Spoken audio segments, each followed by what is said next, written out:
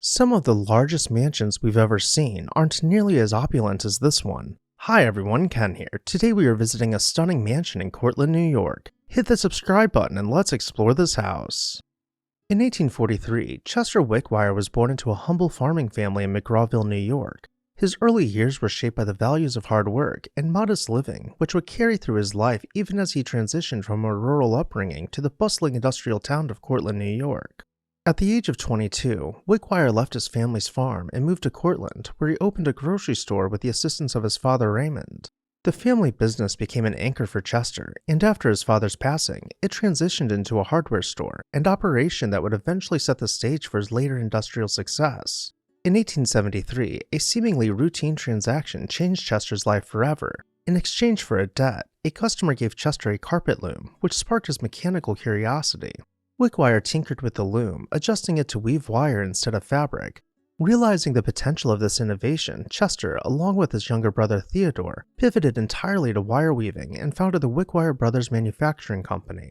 By 1876, the grocery and hardware store was a thing of the past, and the brothers focused solely on wirecloth production. This move proved to be wildly successful, and by 1883, their company had become the second largest manufacturer of wirecloth in the United States. The rise of the Wickwire brothers was bolstered by the practical needs of rural America. Their wirecloth found applications in various agricultural tools and household items, such as corn poppers, flower sieves, and window screens. Chester's first-hand knowledge of consumer needs allowed him to design products that farmers and rural households required. The company's success, however, was also attributed to Chester's strategic control over patents, which ensured that they could produce wire goods competitively. As his business flourished, Chester began constructing a grand house that would symbolize his financial success and social standing in Cortland.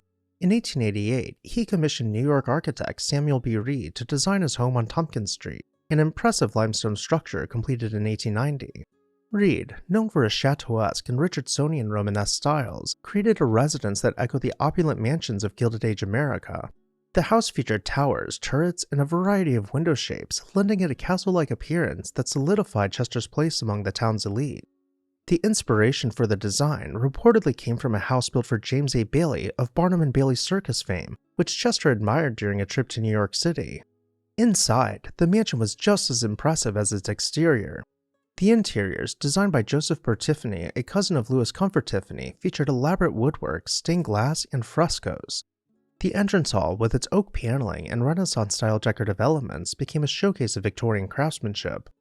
Starting at the reception room, I'll preface our tour by saying that all the rooms were filled with fine furniture, including pieces that blended colonial revival styles with French Louis XV and Louis XVI influences, something we'll see play out as we continue along. The parlor served as the family's highly fashionable golden white room, with gilded plasterwork soaring overhead on the intricately ornamented ceilings. For the wall treatments, a mix of shimmering gold silk damask and Wilton carpet added a soft, luxurious ambiance. In the library, the quality of craftsmanship becomes evident from parquet floors to simple but refined built-in bookcases with leaded glass panels concealing the family's book collection. This feeds into the fernery and sun parlor, which is dominated by a massive stained glass skylight. We can take a moment to look up and admire its thousands of tiny glass pieces coming together to create this breathtaking design. The dining room combines several of the elements and designs we have seen so far, from rich wood wainscoting to floral motifs found in the frieze. Still, there is more to see. Let's take the grand staircase up to the second floor. Up here we'll find a number of bedrooms and bathrooms, each one as stately as the last. And up a little further, we'll find the billiards room, with ceilings sloping with the roofline and decorated extensively with hand stenciling. By the time of Chester's death in 1910, he had amassed a fortune of over $1.6 million, the modern equivalent of over $53 million today.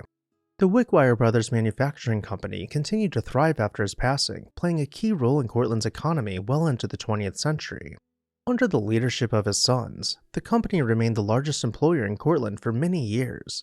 As for the house, it was passed down through the family until their son Frederick made several renovations to modernize it. But still, much of the original design remained intact. Eventually it became the 1890 House Museum and a cherished destination for historic house enthusiasts. What did you think about Chester Wickwire's mansion? Did you have a favorite room or architectural feature? Let me know down below in the comments section. And while you're there, make sure you're subscribed so you never miss an exciting episode of This House.